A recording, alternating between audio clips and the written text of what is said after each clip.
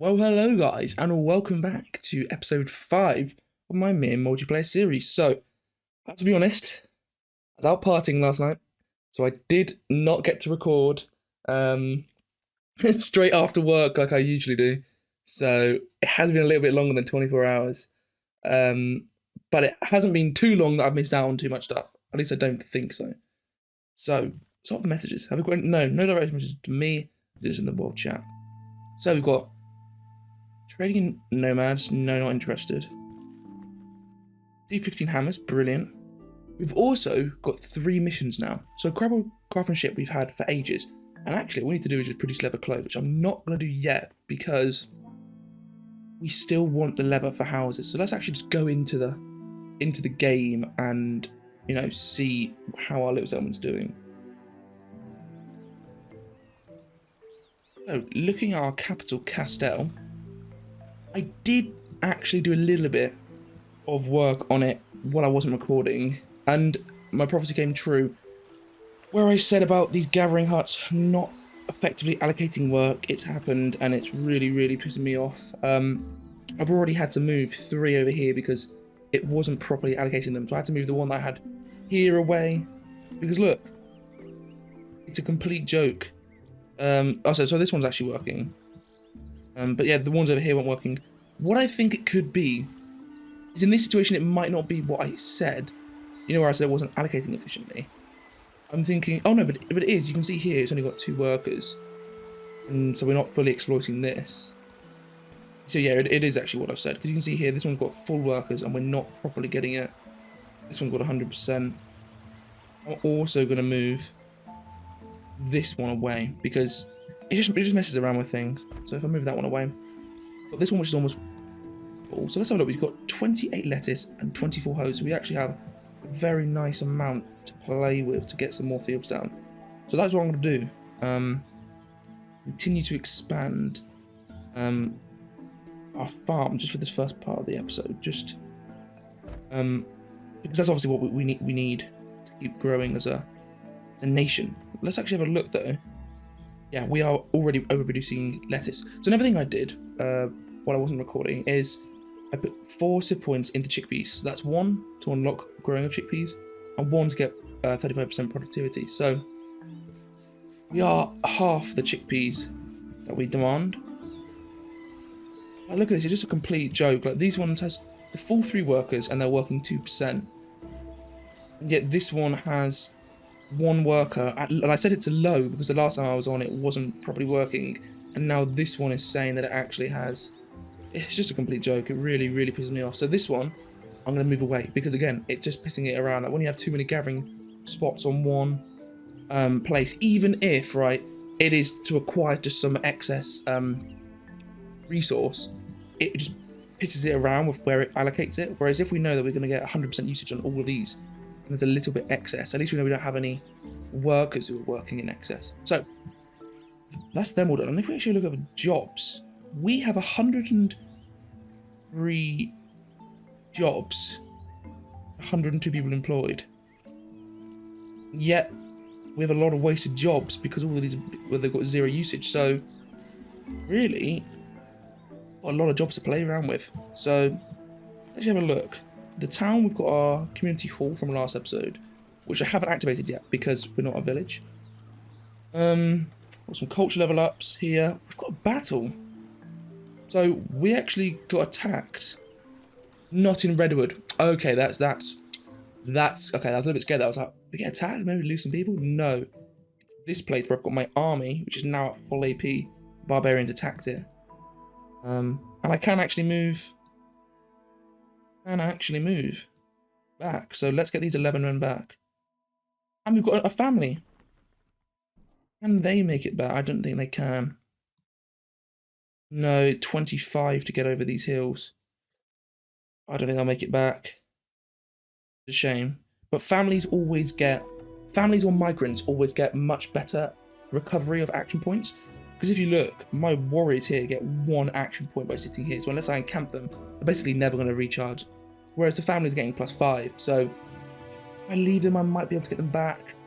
But it's tough. If I get them to Formadi, Which, by the way, again, my prophecy came true. I said that this player was inactive. They might be at risk of getting succeeded by different leadership, and it's happened. We've now got a new neighbour who, the chieftain of Frant, Eliga the Wise, or Elger the Wise. We got him.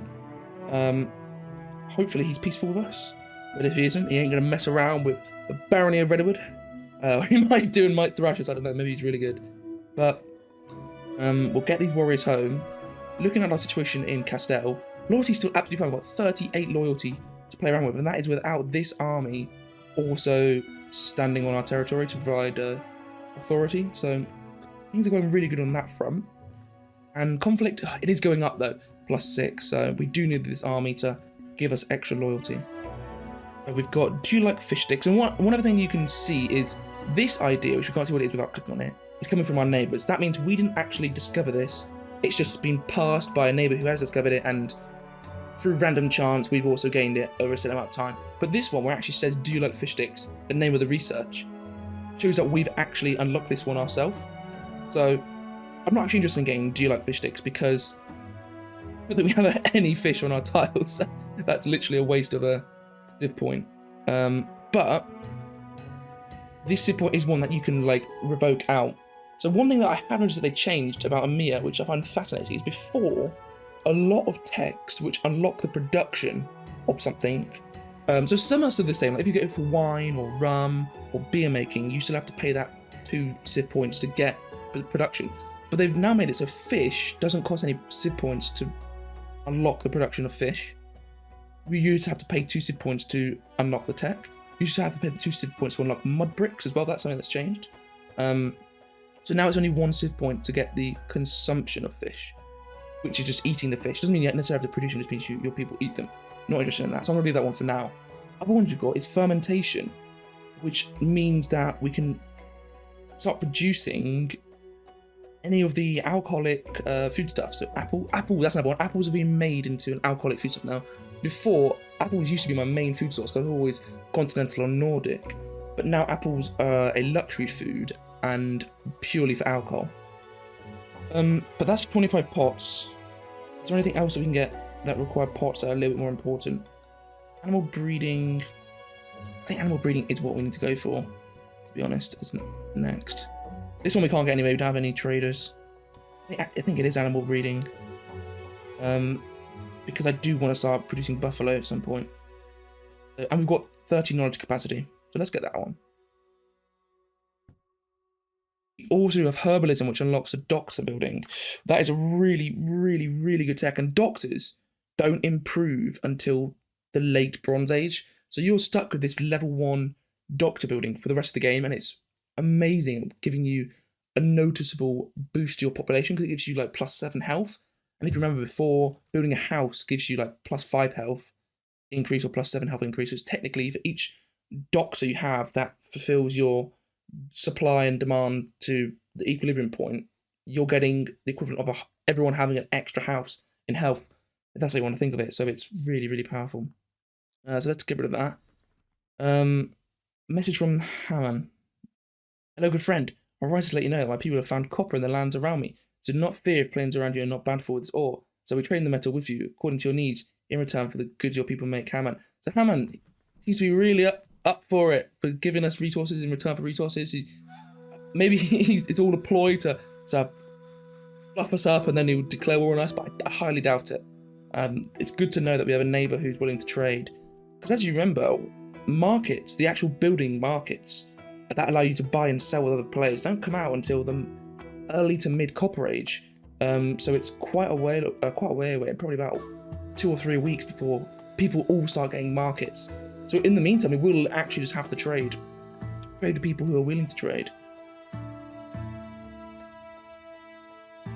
Saying that, I don't even have the idea for copper, let alone like have it unlocked. So I can't discover copper yet. But I might find that our capital has copper on it, which would be absolutely incredible. We might have this arid rocky.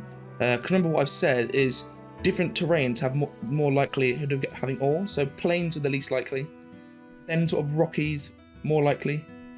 Then hills are even more likely, and mountains are the most likely. So we've got some rockies and some mountains near us. So we do have an increased chance of finding copper, but it's not guaranteed at all. And because we're surrounded by water on the southern and eastern flank, it really limits our possibility of finding ore. Because let's say we had, you know, land all around us, we'd have a massive radius to search for copper, whereas here we've actually only got like this small area here to check for copper. Anyway, enough yapping about all of that. Let's get back into our capital. We've got our warriors now on the capital, providing some authority. Let's see what we can do in the capital in terms of getting more farm stuff down. We've got all those jobs, we aren't doing anything. I want to try and get some more fields down because we've got, like I said, we've got some chickpeas. Actually, I'm going to start growing lettuce. Why are we taking such a hit? Oh, no, we were producing 16 before, weren't we? Am I making that out? I know we're supplying less because we're trying to maintain stock at 27, so that's why, but why are we producing less? Very confusing. Oh, I know why. It's because we moved one of these gathering huts. Let me move that gathering hut back then. Okay, this is what I mean. It's just also annoying with these gathering huts. See, now it's telling me that it's fine. Very strange, very strange. Critical. Let's get these on critical. See, the farming, until you're just using fields are very, very easy to manage. You just assign the fields to one farm and they don't change. But the gathering sources just you're around so much. What I think I'm going to do is this. I'm just, so it's less likely to piss me around, is just have the farms far away that it shows me just what I need. I think that's a clever way of doing it, because what's happening is if I place it right here, this farm can access all the lettuce tiles. And so what it does is this game, buggy as it is, shuffles it around. So it might say that this farm that I'm about to place, this one I've got in white, it's going to actually have all that lettuce. And then so it will take some away from other farms. So it just underutilizes this build. It's just terrible. Whereas if I put it here, it can actually only access the ones in green. So even if it then also claims those ones in red, I am gaining more than I'm losing. Well, I'll do like that so it gains even more. There we go. And it's not like it's using up any space here. We're not going to have any fields right there for the time being. So that's going to then utilize a little bit more lettuce there. What about over here? Yeah, we've got very little spare here, so we're absolutely fine here. So all these ones producing chickpeas are good. I do need more chickpeas down though, because we're producing 15 lettuce. So we are massively supplying our demand for lettuce and then producing extra. If you remember from previous episodes, I did say that Hammer had sent us a message saying he was growing lettuce as his priority and he wanted to trade with it. So we can use that as a resource to potentially trade with Hammer. And then chickpeas is something he wants to go into later. So if we build up a big chickpea supply, which, do you know what I'm going to do? I'm going to add another productivity to chickpeas because we've got spare seed points, so why not? We could go 2, but I do want to have seed points to play around. Or do I? Do I just want to go straight into chickpeas and massively boost my population? I don't know. I think I'll leave it just for now and see what I want to do. But we've got all these spare, like, look, they're all fully occupied. Okay, not fully, but they've still got a lot of workers in them. Even on low, it's showing you that people, you know, have got spare jobs. They're going into low. So we need to get some fields for them. What else we can do? There's quite a lot of slums. We've got plenty of hammers. And also, yeah, we've got this glitch still. I cannot find. I think it's bugged. I honestly think it's bugged. Because I need to go back and watch the footage, but I do not remember placing a toolmaker anywhere but here. And I had 6 here and I deleted 3. And it's still saying that somewhere I'm producing hammers. Which is, it's not the end of the world. But if it is bugged, it does mean that I will never ever stop being able to produce hammers. Which means that it's always going to have that flint going into hammers where we actually need it on hose. If you look here, we're just not producing enough. In fact, I'm actually going to set this building to low. Fire them. And that should mean that we get enough flint. Because what's the point of having an extra building working if it's not producing anything extra? Yeah, look, even getting rid of those 2 workers was still not having enough flint. So it's literally a waste to have this building here. In fact, I'm going to demolish it. We've got other resources. Stone, we're producing a very nice amount of stone consistently. We've also got a mud worker. That's what I did in my free time when I wasn't recording. I got a soil miner just working. Their wealth generation is appalling. and mud is such one of the cheapest resources in the game. But if I want to start making mud bricks in the future, because like I said, that doesn't cost civ points anymore, at least as far as I'm aware it doesn't. And if I want to build some of the buildings that do actually require mud, like the large house, not I want to build large houses, but for the large house, for example, then yeah, I just have a little bit of supply. I could have got some spare jobs, makes sense. Let's get more fields on though. So we've got this lettuce one here, but I'm actually going to build chickpeas on it. And again, I've said this thing about I don't want to demolish the buildings, because since we got rid of food rationing, a lot of these woodcutters are producing so much more wood now. They're going from like 1.3 to 2.3, but they're now no longer fully utilizing because there's just not enough wood. So I don't want to cut down too many, yeah, like 92% here as well. Don't want to cut down too many trees where we can avoid it. So let's just go into this like open space here, which, yeah, isn't as great. It's not the 6, but not a major problem. And yes, I'm chopping down some trees here, but I'm hoping that they're too far away for that woodcutter to properly... Yeah, but we can actually quickly check that. Yeah, to worry about that field, it's just on the border. So these ones up here, they're not getting claimed. So I can just knock these trees down as I see fit, which is what I'm going to do. I'm going to constantly keep using up all these hoes and chickpeas. These ones they can actually claim, so I'm not going to put down these ones just yet. Is he just on the edge? The game is so annoying when it gets to corners. You can't properly utilize corners, because I can do this, but all that stuff in the black void, the black void of the game, just gets deleted. So it's just a complete waste of hose. It is a shame, because this new system that they introduced of making it easier so you don't have little corners missing or whatever, it's great. But if I wanted to do this, so I just got that coastline, it's going to cost me 7 hose and 7 chickpeas. Yet all the tiles on all that water and sand and everything is still, even though it's not doing anything, it still costs a chickpea and a hoe. So it really is frustrating that you lose out on quite a lot of resources still. So it's great in the late game where you've got tons of hoes and whatever, and you can just pop them down. But if you want to actually try and, you know, utilize your hose well, you're going to lose out.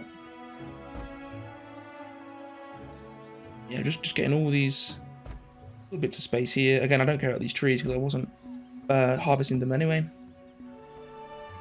How much we've got left? We've got 5 hoes left.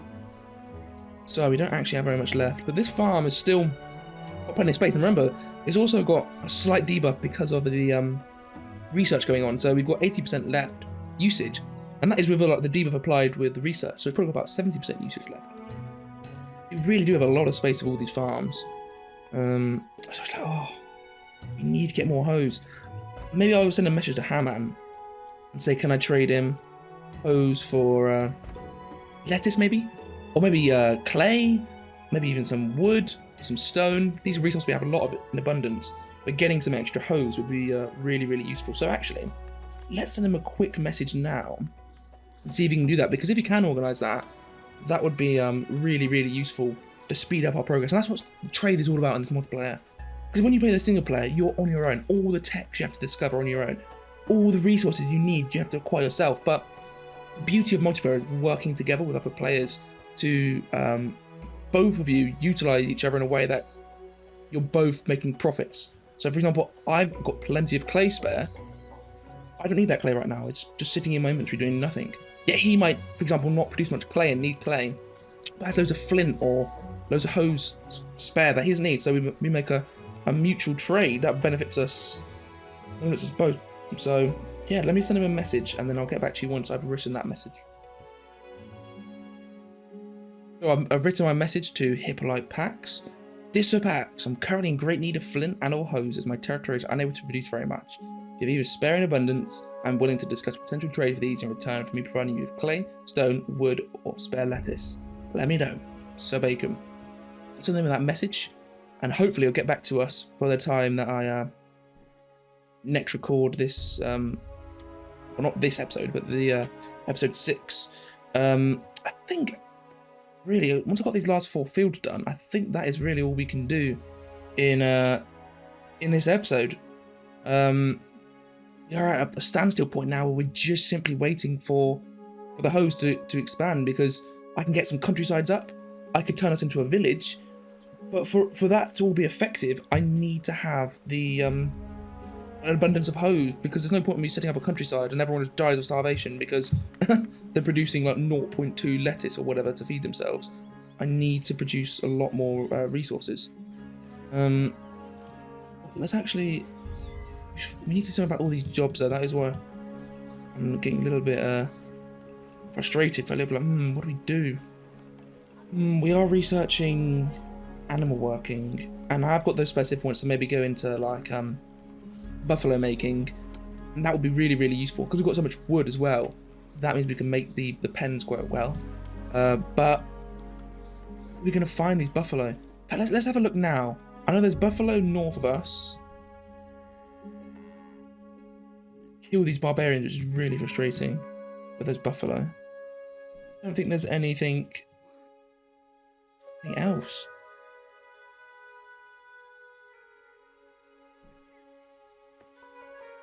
We've got no buffalo. Just ostriches.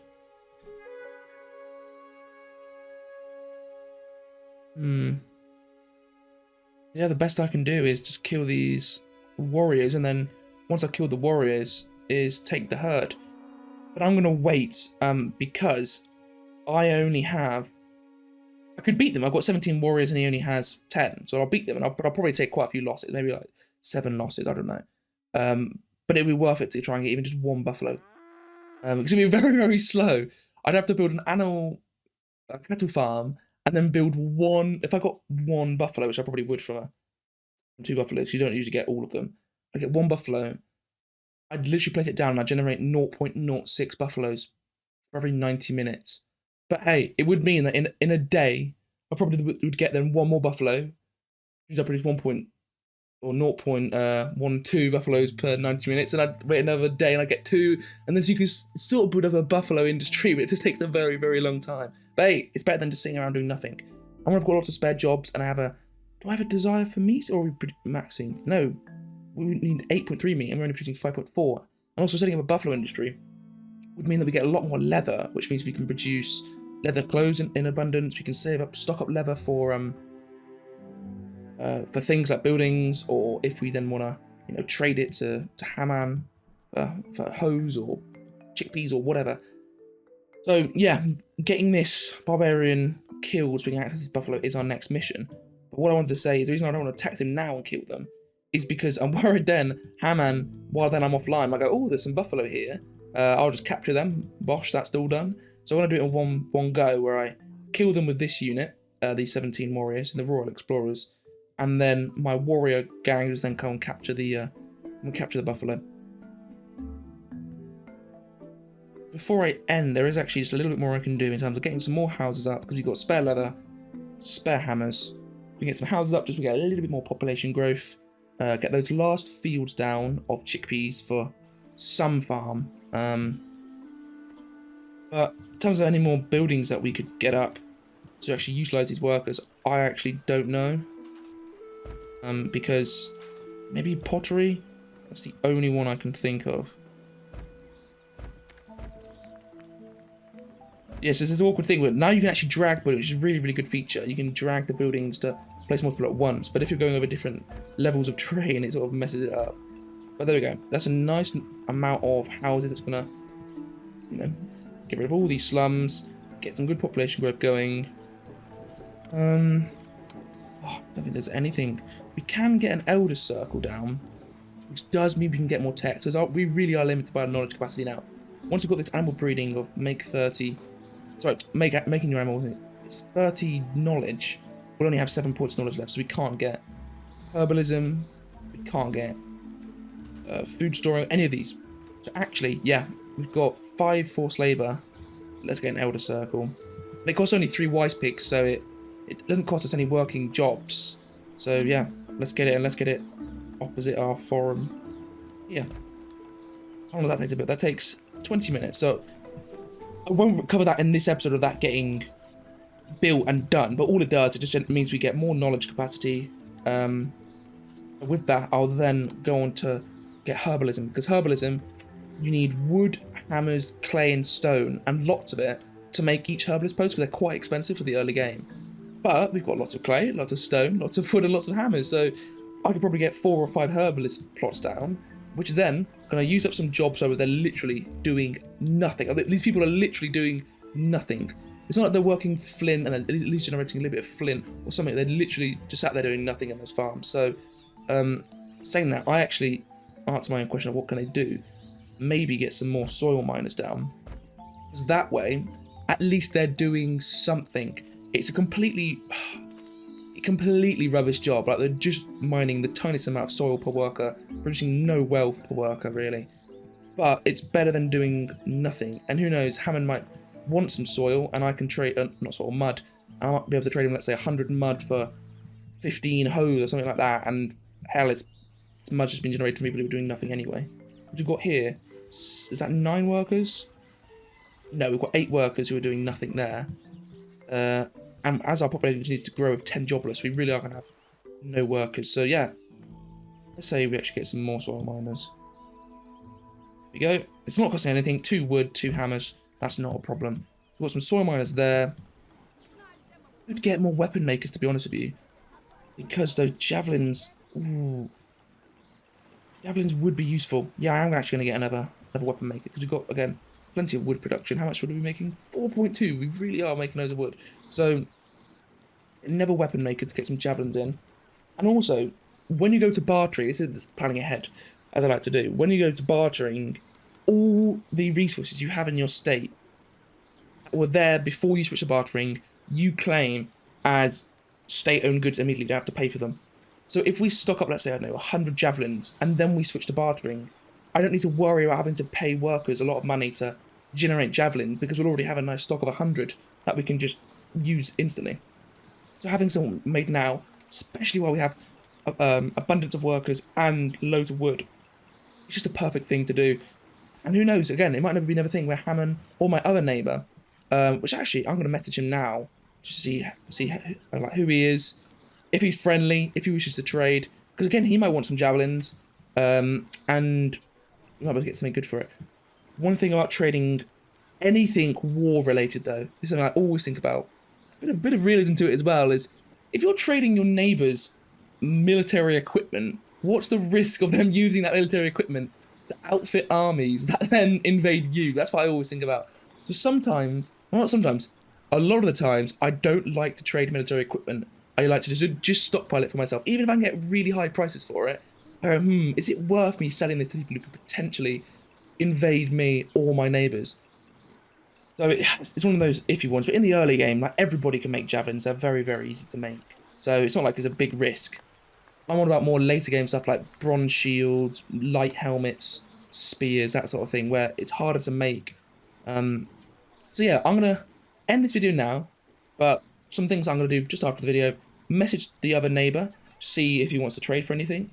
I'm going to get the library set up, and then with that library set up, I will go for herbalism, and if we've actually got more knowledge capacity, I might get some other things as well, like food storing also done, just so we get that granary, because if you look here at thriving agriculture, we need 3 granaries and 800 pastures, which doesn't actually mean 800 pastures as in 800 genuine fields. It just means like 800 like in value. So you can see here we've got 1,153 fields attached to this in value. So yeah, once we've got that, thriving agriculture gives us families, gives us research points, civ points. We do want to get that unlocked. So we're gathering emergency livestock. We need another paddock and 8 animals.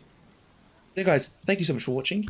If you've enjoyed this video, please give it a thumbs up, and if you're watching this series, really enjoying the series, and want to see more from the channel, want to continue with this series, then please think about subscribing. It really does help me out, and I can obviously see which videos you're subscribing from. So if you subscribe from this video, then I know that it's because you're enjoying the Ymir content. So thanks guys, and I will see you in the next episode.